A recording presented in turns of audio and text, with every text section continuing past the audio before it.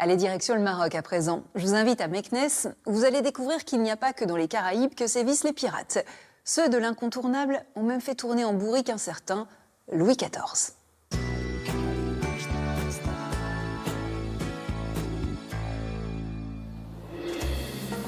À Meknès, nous découvrons aujourd'hui l'épopée méconnue d'un Français devenu un espion malgré lui au XVIIe siècle. Parti pour le voyage de sa vie en Amérique, il fut capturé et emprisonné ici. La suite nous est racontée par l'écrivain Rachid Boufous. En 1672, le Maroc est gouverné depuis quelque temps par le sultan Moulay Ismail. Et ce grand sultan avait pris la décision de bâtir la plus grande et la plus belle des capitales au monde, à Meknès. Le sultan a besoin d'une main-d'œuvre gratuite. Il fait appel aux rabatteurs de l'époque, des musulmans chassés d'Espagne, devenus corsaires au profit du souverain.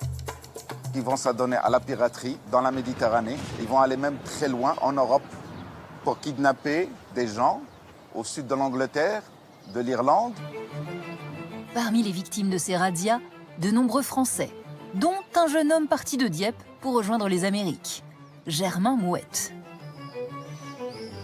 Germain Mouette va arriver en compagnie de ses captifs à Meknès. Il va d'abord être emprisonné dans une grande prison qu'on appelle la prison de Qara, donc qui est une immense matamor. Sous le règne de Moulay Ismail, la prison accueille plusieurs centaines d'Européens, travailleurs forcés, affectés aux chantiers grandioses de la cité impériale.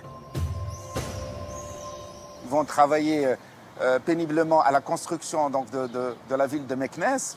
Et Germain Mouette va participer justement à cette construction. Lui, il était chargé de confectionner les couleurs avec lesquelles on teintait les éliges donc dans les portes et portails de la capitale.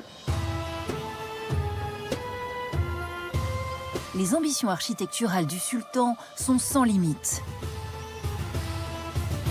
Il va construire tous ces grands palais que vous voyez tout autour avec ces grandes murailles. C'est la première fois au Maroc aussi. On construit des murailles aussi hautes. C'était pour impressionner les voyageurs, pour impressionner les ambassades, pour impressionner les gens et montrer justement la magnificence de ce règne extraordinaire et qui a duré 55 ans. Son objectif est de rivaliser avec Versailles. L'affrontement entre le sultan et Louis XIV ne se limite pas aux beautés terrestres. Il se déroule également sur les mers. Donc c'était une lutte en quelque sorte entre ces deux grands monarques qui étaient les plus importants rois du XVIIe siècle. Et Louis XIV envoie justement ses ambassades à Moulay Ismail pour essayer de conclure un traité de paix entre le Maroc et la France dans le but d'arrêter la piraterie en Méditerranée et de pouvoir racheter les captifs. Des négociations qui vont durer plusieurs années. Les Français retiennent eux aussi des captifs qu'ils considèrent comme une main-d'œuvre très précieuse. Les deux monarques vont se rendre compte que du côté marocain, Moulay Ismail avait besoin de ses captifs pour construire sa grande capitale.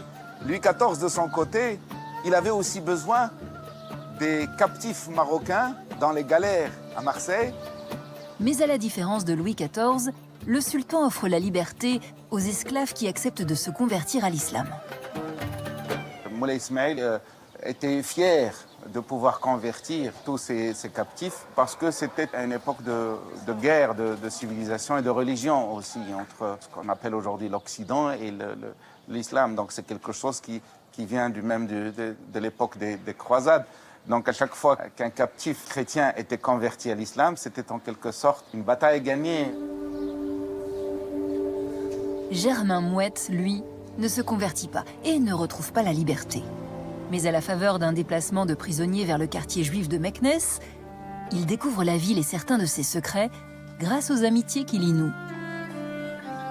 Il va non seulement connaître les us et coutumes des Marocains dans la ville de Meknès, mais il va aussi avoir un certain nombre d'informations sur la ville. Et d'ailleurs, ça lui permettra même de cartographier les environs de Meknès. Il faisait, si on peut dire, du renseignement avant l'heure parce qu'il pensait qu'une fois sa captivité terminée, il pouvait transmettre ces informations importante à son pays pour qu'il puisse venir libérer d'autres captifs détenus à Meknès. Il dit que le sultan Moulay Ismail était un sultan effectivement très puissant. Il le décrit aussi dans ses comportements avec les esclaves, avec les captifs. Et il dit que le sultan Moulay Ismail était un sultan cruel, qui passait son temps à tuer les gens, etc. En 1682, les deux royaumes signent un premier traité de paix. Une partie des esclaves européens est libérée contre rançon. Germain Mouette va tout faire pour faire partie de ce premier contingent de captifs libérés. Et Germain Mouette va prendre son courage à deux mains et va s'adresser directement en arabe à Moulay Ismail en lui disant que cela faisait 11 ans qu'il était retenu au Maroc et qu'il ne pouvait plus rester, qu'il demandait la grâce de Sa Majesté impériale pour qu'il soit libéré. Une audace qui lui est bénéfique. Il est libéré. À son retour en France, il est acclamé comme un héros après ces années de détention, qu'il décrit dans un livre paru en 1683 et qui fait sensation.